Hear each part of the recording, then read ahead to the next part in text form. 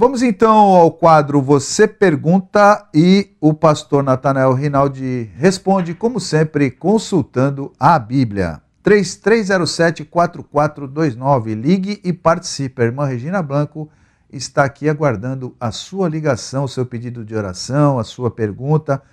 3307-4429. O Noé de Cubatão pergunta aqui para o pastor Natanael Rinaldi.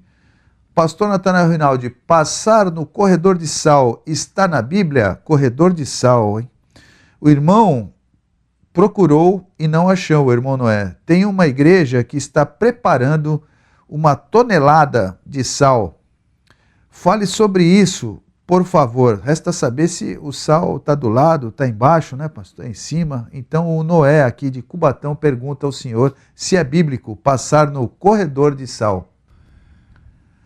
Nós queremos dizer que é preciso que o cristão saiba distinguir entre fé em Deus e práticas supersticiosas. Quando dizemos fé em Deus, é o alicerce da nossa fé, está depositado em condições seguras, porque Deus é aquele que responde às orações e podemos então clamar com segurança. É o que também a Bíblia recomenda. Tende fé em Deus. Em Hebreus 11, versículo 1, declara que fé é a fé é aquela expectativa de coisas que não se veem, mas que se aguardam. Então, é crer no que está prometido por Deus, embora não vejamos, mas aguardamos com segurança. E ainda no mesmo capítulo 11 de Hebreus, temos repetido frequentemente, no versículo 6, que aquele que se aproxima de Deus creia que Ele existe e que Ele é galardoador das pessoas que o buscam. Nesse particular, no ensino de Jesus, nós encontramos em Mateus, capítulo 7, versículo 7, pedi, dar-se-vos-á, buscai, achareis, batei, abrir-se-vos-á. Então, o cristão crê dessa forma, ainda apontando João 14, versículos 13 e 14. Tudo que pedirdes ao Pai em meu nome, eu o farei. Se pedirdes alguma coisa em meu nome, eu o farei. Então, uma igreja alicerçada na Bíblia Sagrada jamais vai se utilizar de medidas ligadas a superstições, que é a crença num ponto falho, que não vai exatamente se cumprir conforme a pessoa crer. Então é próprio de pessoas sem conhecimento de Bíblia, e me admiro que uma igreja tida como evangélica se dê a essa ocupação de comprar, não sei se é exagero, 1 tonelada de sal. Para quê? Pegue esse dinheiro e distribui com os pobres, porque vai ser melhor servido. Então, uma igreja, ainda com as práticas do passado, na sua incredulidade, no seu misticismo, na sua ligação com amuletos e talismãs, rezas, encantamentos, plantas, rogos, ou qualquer espécie de artifício para afugentar o mal, como usar sal grosso, tenha paciência, isso não é de cristão. 3307-4429 é o telefone do Consultando a Bíblia. Você, irmão, é fundamental que você ligue e faça a sua pergunta. O programa, a irmã Regina Blanco está aqui para responder a sua pergunta. Você que se sente sob algum aspecto, tem alguma timidez ou inibição para perguntar, fique à vontade. A irmã Regina Blanco está aqui para justamente pegar a sua pergunta e passar aqui para o nosso pastor Natanael Rinaldi. Fique tranquilo, pergunte e o pastor Natanael Rinaldi responderá, como sempre, consultando a Bíblia. 3307 4429. O Rodrigo pergunta a respeito do livro de Daniel, no capítulo 2, livro do profeta Daniel, capítulo 2, versículo 46, quando fala: então o rei Nabucodonosor caiu sobre o seu rosto e adorou a Daniel. Veja lá, adorou a Daniel. Quero saber, não é somente a Deus que devemos adorar? É a pergunta do Rodrigo para o pastor Natanael. Quero dizer ao Rodrigo que temos declarado várias vezes em nosso programa que não se pode interpretar um texto fora do contexto. É preciso que nós leiamos o contexto para que entendamos o texto que estamos observando. Então, na verdade, a sua pergunta tem procedência. Assombra-nos, na verdade, ler o que consta em Daniel 2, 46 e 47, onde o rei Nabucodonosor engrandeceu a Daniel, entre aspas, no sentido que ele honrou a Deus a quem Daniel representava. Contudo, os acontecimentos registrados no próximo capítulo mostram claramente que Nabucodonosor não renunciou aos modos pagãos nos quais ele vivia, adoração de ídolos incontáveis, ídolos de prata, de ouro, de pedra e outras práticas religiosas, nem se converteu completamente a Deus. Daí porque o gesto de adorar a Daniel não é costume de pessoas esclarecidas com uma Bíblia na mão, mas é uma atitude pagã do rei pagão, como fazia com seus deuses. Com isso, procurando retribuir a capacidade de Daniel de interpretar o seu sonho e também de Deus lhe conceder essa capacidade. Talvez ele fosse como muitos hoje em dia, que sabem e conhecem a verdade, mas nunca se submetem plenamente em obediência. O que queremos dizer com isso? Muito embora Nabucodonosor reconhecesse que o Deus de Daniel merecesse adoração, ele agiu como era próprio dos pagãos, se prostrou diante de Daniel como se ele fosse o Deus que lhe fizera saber o sonho enigmático que ele havia tido e a sábia interpretação ao declarar que a estátua que o rei Nabucodonosor vira no sonho representava 4 reinos correspondentes às quatro partes da imagem. Como nós todos sabemos, pela leitura do livro de Daniel, a cabeça de ouro representava Nabucodonosor, o rei de reis. Certa ocasião, Nabucodonosor até passou um período de 7 anos comendo erva com os animais, porque se exaltou quando, passeando pelo seu palácio na Babilônia, ele ficou extasiado e disse: quem criou esse belo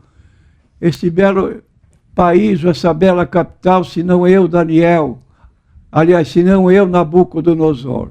Foi castigado por Deus, passou 7 anos como um animal, e até que ele vê a razão, ele se humilhou diante de Deus e voltou ao seu governo. Mas ele representava a cabeça de ouro, porque era um rei conquistador.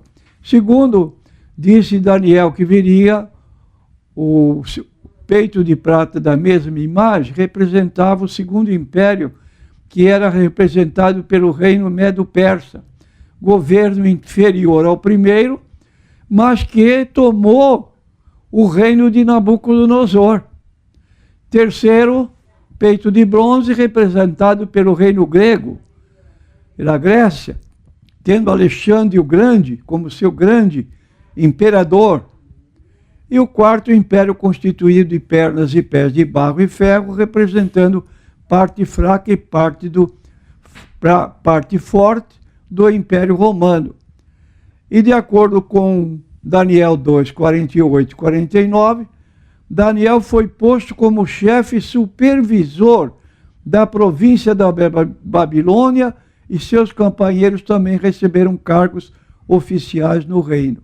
De modo que é uma história cujo relato é ligado a um rei pagão, envolvido com adoração de imagens, de ídolos, às dezenas ou milhares, e para ele tanto fazia adorar esse Deus de Daniel na pessoa de Daniel, como adorar uma imagem.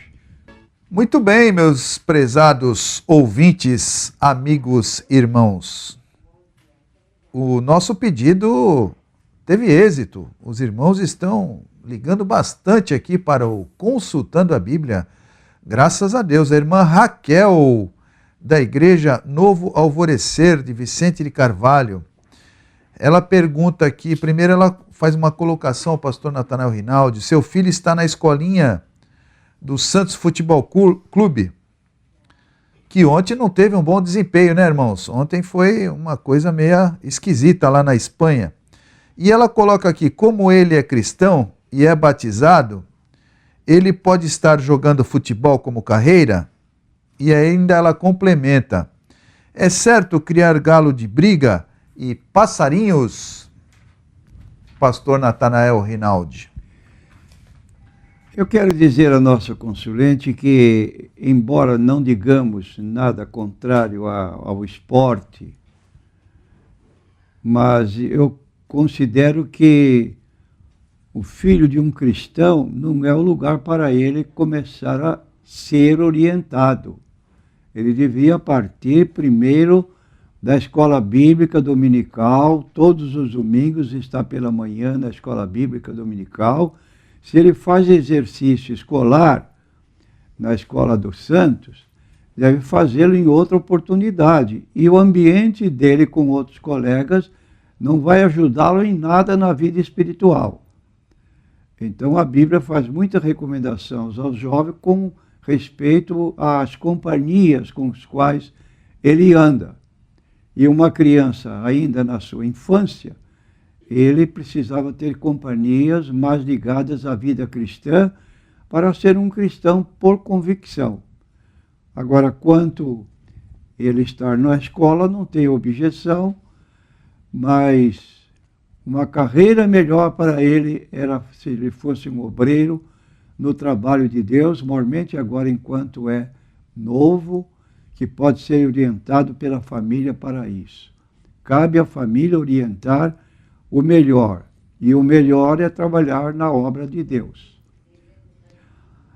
Essa colocação, a segunda pergunta, é certo criar galo de briga? Não vejo razão para isso. Galo de briga é maltratar o animal, se eu posso chamá-lo assim, e passarinhos também, né? Passarinhos, não seria correto um cristão ter um pássaro dentro de uma gaiola preso. Seria mais louvável se ele estivesse voando dentro do seu habitat do que estar preso numa gaiola. Não seria uma ocupação para cristão. Muito bem. Está aí a resposta para a nossa irmã lá de Vicente de Carvalho. Aqui temos também uma outra pergunta da irmã Anne, da Assembleia de Deus. Não temos aqui a cidade, mas não tem o município, mas não tem menor importância, irmã Anne. E ela faz aqui a pergunta: se é pecado a mulher usar calça comprida, bermuda, brincos? Uma pergunta que vem bastante aqui para o Consultando a Bíblia, mas fique à vontade, irmã. Se tem dúvida, realmente tem que perguntar. E ela complementa aqui: as igrejas estão certas de proibirem? Às vezes, as mulheres estão mais protegidas de calças, coloca aqui a irmã Anne, da Assembleia de Deus. Não temos o município, mas é da Igreja Assembleia de Deus. Eu quero dizer à nossa consulente, no que concerne a indumentária feminina, que nós temos aqui no capítulo 2 de 1 Timóteo, capítulo 2, versículo 9, uma recomendação que passarei a ler, sem entrar em pormenores do que é proibido, o que não é proibido, como é feita a pergunta. Diz o texto, que do mesmo modo as mulheres se ataviem em traje honesto, com pudor, modéstia, não com tranças ou com ouro ou pérolas ou vestidos preciosos. Quero explicar que essa declaração não com tranças não quer dizer exatamente que a irmã não deva ter cabelo comprido e fazer tranças, porque tranças aqui indicadas são tranças artificiais, com ouro ou pérola, para distinguir a mulher como pessoa rica, de capacidade econômica boa, geralmente pessoas ilustres dos tempos antigos, e por aí. Mas não quero que se entenda que essas tranças seriam proibidas no caso de um uso de pentear cabelo ou fazer trança no cabelo. Mas como convém a mulheres que fazem profissão de servir a Deus como boas obras. Então aqui nós temos essa colocação, essa orientação. Agora, a irmã deve ter o seu cuidado à luz da Bíblia Sagrada para considerar essa expressão, que as mulheres se ataviem, se vistam com traje honesto e modéstia, de modo que ela não sirva de atração para o sexo oposto, mormente quando se dirige à casa de Deus. Mulheres com as costas sem um tecido, sem um vestido, costas nuas, às vezes com vestido de manga curta, curtíssima. Isso tudo é para se observar pela própria pessoa. O que é modesto, o que não é, para não causar problemas para outras pessoas no que concerne ao seu exemplo. Muito bem, o Emerson e a família pede oração pelo seu cunhado, o Stanley Freitas, que faleceu dia 1º, ontem. Ontem foi seu enterro, mas hoje já é dia 3, né? Faleceu dia 1º e ontem foi seu enterro. Perfeito. Então faleceu dia 1º e o enterro do irmão aqui foi ontem. E ele aproveita a fazer uma pergunta aqui. Quando colocamos Deus na parede, entre aspas, deve ser aqui quando o vaso de barro se rebela contra o oleiro, o que pode acontecer? Às vezes falamos coisas que nem sentimos, fala o Emerson aqui. Então ele faz essa colocação, quando se rebela aqui praticamente contra Deus, o que poderia acontecer, pastor Natanael Rinaldi? A Bíblia diz no livro de Gálatas, capítulo 6, versículos 6 e 7, de Deus ninguém zomba. O que o homem semear, isso também ceifará. Quem semeia na carne, da carne colherá corrupção. Quem semeia no Espírito, do Espírito ceifará a vida eterna. Então devemos reconhecer nossas limitações. Esse negócio, essa expressão chula de encostar Deus na parede, é um atrevimento sem tamanho. Imagina a criatura dizendo ao Criador, dando ordens, como se Deus fosse submisso, e a pessoa, então, o ser humano criado, tivesse autoridade superior ou igual ao próprio Deus. Isso é fora de raciocínio. Para um cristão usar dessa expressão é consequência de ausência de conhecimento da Bíblia. É até inadmissível ouvir uma pergunta dessa.